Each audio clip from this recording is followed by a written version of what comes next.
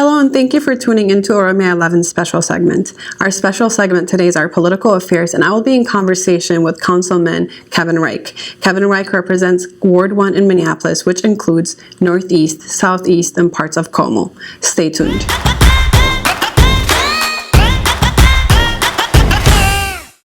Welcome to Oromia11, Council Member Kevin. Would you like to introduce yourself to our audience today? Or Certainly, yeah. My name is Kevin Reich. I represent Ward 1 in the city of Minneapolis. Ward 1 is predominantly northeast Minneapolis, the far northeastern corner of the city. It includes some of the river, and it goes all the way to southeast Minneapolis at its very edge by the University of Minnesota. So one of the first questions are, as you know, this is an immigrant-based media. Mm-hmm. So what are your policy positions regarding the, immigrant communities in your ward that you represent? Absolutely. Northeast Minneapolis has had a long history of inviting people and welcoming them and being proud that people choose that as their community. And my goal is to have the city of Minneapolis be a platform for success.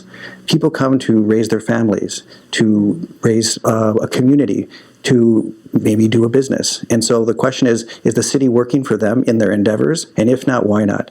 And so my goal is very broad and general, but has very specific components in terms of policies that support those ends. Okay, great. As I was telling you a little bit earlier, when I first came, I actually lived in Northeast Minneapolis off of Central, and I went to school at Pillsbury Elementary School. And when I went, it wasn't a lot of immigrant, at least East African communities or the Oromo community there. And I realized it would have been hard for a newcomer that, struggled with the English language to really navigate that system. What are the resources available in your ward, in the school system, with regards to that, like language barriers and, having resources for families who are coming now and who have students in these schools? Yeah, I believe there has been an adjustment to make sure that all communities coming in have the resources, be it counseling, language skills. We do have an independent school board, but I feel myself as a strong partner in that. Kids are our future. They're the basis of much what we try to do and the measure of our success. And the city likewise has adjusted to make sure that we have the skills to embrace people with what their needs are. We have a community relations department who handles a lot of the language skills that you talk about. And then we also have a business technical assistance that helps navigate the processes that are beyond language, just the complications of bureaucracy that no matter what your language is can be challenging. Right. I know you said that the school board is obviously a completely different entity, but you work closely with the school board as well. Kids who first come to these schools are put into ESL programs. I was put into ESL program, but I was able to test out of them. Mm-hmm. But a lot of families have concerns where their kids are held behind a little bit because they're forced into these ESL programs and they're not able to advance forward. What can parents do, or is that something in your jurisdiction that you can speak to? Yeah, jurisdiction or not, anyone who represents a community should be able to step up and do what they can do. Oftentimes I know whose door to open, whose phone number to call, and I'm always available to do that. As a matter of fact, Amina in my office is Aroma, and she can definitely navigate anything internal to the city or ask me if it's external. And within the school system itself, I believe there is an effort to make sure that there's different types of hands-on learning that have nothing to do with your English level, but have everything to do with your imagination, your creativity, and your broader intelligence. Great, awesome. It is important that we have someone that represents the Oromo community and the larger East African community there in your office. So, that communication channel is open for people to come in. What can these communities do? Let's say they want this, they want to push you towards a certain agenda that, that impacts them. How can they empower you, or how can they contact you? What are, website-wise, or just phone calls, or show up to your office? What is the best method for them to do? All of the above. I have an open door policy, both literal and figurative. They can send an email. We can set an appointment. They can call directly. We will respond to that call. We'll understand what the situation is. And I think this is a real true testament of the first ward approach, is let's set up what are the action steps following that. Not just the talk, but what we can do together. Yeah. So it's pretty hands-on with people. Mm-hmm. That's great. Just following that, the language issue is still a concern, especially for older elderlies who get services from governments and also, in health in the health sector, languages or like pamphlets or educational materials available in a lot of different languages, but the Afaan Oromo language is lacking, and that's a lot of the concern that residents in Minneapolis and possibly in your ward have. What is your position on that, and what can be done about that? Well, Incorporate Afaan Oromo. It just shows the value of the fourth estate, the media. You've now just made the issue a big deal. And if there's a situation that there's a need and the people can make that claim, then we should respond to that directly and effectively. And one of the things I think the first thing we would do is to talk with the people who are in charge of serving the other communities that we probably at some point in time did not have that sort of response and help. Yeah. What did it take to get there for those folks? What is it going to take to get here? And I think in these times we have to do things a little bit more expeditiously. We don't have 10 years to wait to serve a community. Absolutely. The last time I had a representative, another council member here, and one of the things she said was that in order for an agenda to get passed, people should really reach out to the different council members and different representatives. Is that something you also would suggest, or Yeah, I think there's always multiple ways to approach something. I feel part of my responsibility, if someone's in my community and they need an agenda forward, every step that it takes, I should play a role in that. However, it doesn't help to bend the ear of other folks who might make it more amenable when I do come knocking on their door. Great, thank you. Going forward with that, resources for youth. Youth are usually, struggling, especially if their parents aren't able to navigate the system, and so what are resources available in your ward for youth and like school age kids, grade school age kids? Yeah, one of the things that was brought to my attention, I think from East African community, probably predominantly Somali moms, who said, we have some after-school issues. The schools are getting better. They were pretty happy with that. But what about after school? These are very determined moms, and they want their kids to have homework access and tutoring. And so we realized and recognized that there was a YMCA that used to serve youth, for whatever reason, stopped serving youth and was more of an administrative building. So we literally knocked on that door, talked to the administrator, and created a dialogue where we could create an after-school center right nearby where people were living. And I think that's the sort of thing that we need to expand upon, and that's one example of some resources that now exist because people stepped up and made the claim. And made that demand. What about in schools? Let's say there are disparities between how schools are funded with inner city schools versus like suburban schools. I know the differences because I've been to both. How are you as a council member try to combat that disparity of resources? Because usually with after school programs and things like that, it's all boils down to resources that are available and they need to be funded. What is your position? What are you doing to kind of take that on? Yes. I would say, and I can say this with no reservation, I've been taking this issue on head on. Yeah. I'm a product of public schools. My daughter went to public school. I made a decision with the school choice movement to not choose to run away from the problem, but to be part of the solution as an individual well before I was an elected official. As an elected official, I feel I have a real strong responsibility to drive that agenda. And for me, the proof should be demonstrable. Edison High School, which is right off of Central Avenue, where we both grew up. Yes, my sisters went there. Exactly. Instead of worrying about what the district was going to do in terms of program and funding, we identified over $4 million of resources that both serve the city and the environment and the school, and turned that into an open laboratory for students. Okay. First of its kind in the state.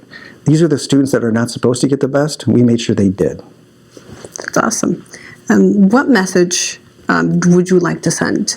You came here, you wanted to speak to the Oromo community and our audience who are East African as well as Oromos. What message would you like to send to these communities as their council member?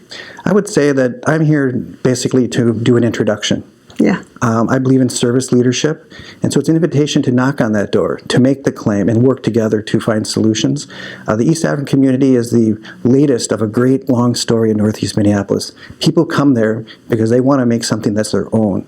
But it's really interesting in Northeast Minneapolis, you have this layering of different communities, and we look around, we see a lot of superficial differences, but then we see deep understanding of similar common goals and challenges. And right now, the most exciting presence in Northeast Minneapolis just happens to be East African. There's no doubt about it. Go down Central Avenue. Lots of businesses. Yep. Who's driving that vitality and making it one of the cool streets in the city? There's an easy answer for that. This community. Yeah, just kind of piggybacking on that. There are a lot of, East Africans, and as you see, there are businesses flourishing. But, as because of the COVID and the pandemic, there's a lot of businesses that are struggling. For these businesses that are just starting out, and, they have minimal resources already and, on the verge of closing, what resources are available at the city level and at state level even? Yeah, there's definitely federal, state, and local resources. And one of the key things about having an office is to coordinate those different resources. Yeah. Even a program we might have started a few years ago might have a different name, it might have a different purpose or a different application. So the key thing is to contact your representatives, see what is out there at that given time, and then work with us to navigate that. But to give you an example, there are some direct payment resources. Most of those are state and federal. Then we come in with technical assistance programs, not only to gain those resources, but even additional funding, non-traditional lending, working with cooperative funders. Again, all to do wraparound service for those needs, because it's not just a check to get through the month. It's oftentimes much more than that, and we should be at the table for those situations as well and be helpful. How do you help navigate that? So for people, let's say, who don't know where to go for these resources, where is the easiest for them to go? In some ways, it's going to your local official's office, because they have staff people to support the navigation. Again, it could be within the city, and you ask around different department heads what's the most appropriate program, because then we explain the situation. And sometimes it might not even be within the city, but we still know who's who in, say, the county, the state level. Oftentimes we won't have any direct connection to federal, but we'll know somebody who will. And so that's, to me, the easiest way to get into the best place to get the resources that are needed and navigate those systems. Go to your local representatives' offices. Great. One of the questions now, because we're in a pandemic, it's COVID, it's impacting a lot of people, and there's a lot of questions surrounding vaccinations and vaccines and when we might be able to open up, and also about the disparities between who's being vaccinated and who's being left out. And when you look at the map of who's being vaccinated and who's being left out, the inner cities, it looks like it's not a lot of people being vaccinated, and it's not, a lot of people have criticism that it's not just vaccine anxiety, which is there. A lot of people have questions about these vaccinations and, the side effects that come with them, based on, what they hear online, on YouTube and social media and things like that.